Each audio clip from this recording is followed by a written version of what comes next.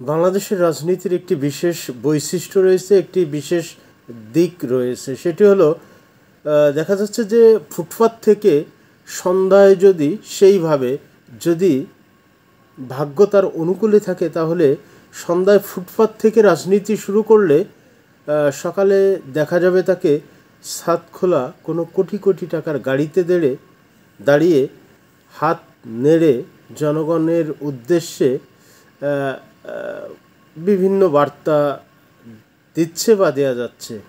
আর একটি কথা হলো, রাজনীতিবিদরা রাজনীতি করে দেশের জনগণের জন্য, কিন্তু বাস্তবতা দেখা যায় যে রাজনীতিবিদরা শূন্য থেকে একেবারে কোটিপতি বনে যান রাতারাতি।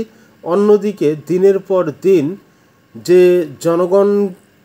জনগণের দোহাই দিয়ে, যে জনগণের কে সামনে রেখে রাজনীতিবিদরা রাজনীতি করে শূন্য থেকে কোটিপতি হন, সেই জনগণ কিন্তু দিনের পর দিন ধুকে ধুকে নিঃশেষ হয়ে যায়। যাই হোক, এখন এই মুহূর্তে আপনাদের সাথে খুবই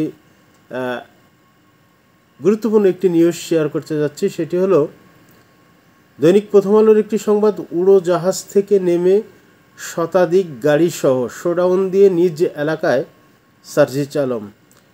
শতাধিক গাড়ি, দুদিন, এটি কল্পনা অতীত। এটি মানে দুদিন আগেও স্বপ্নেও হয়তো ভাবা যায়নি, তা আজ বাস্তবে দেখা যাচ্ছে। যাই হোক, ঢাকা থেকে সৈয়দপুর পর্যন্ত গিয়েছেন উড়োজাহাজে চড়ে। বাকি 100 কিলোমিটার পথের মধ্যে অর্ধেকটা পাড়ি দিয়েছেন শতাধিক গাড়ি বহর নিয়ে।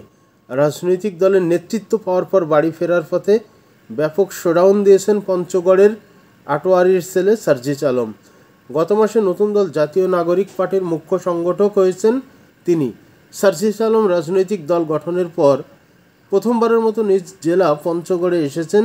আর সোমবার শতাধিক গাড়ির বহর নিয়ে পঞ্চগড়ের 5টি উপজেলা সফর করেছেন তিনি।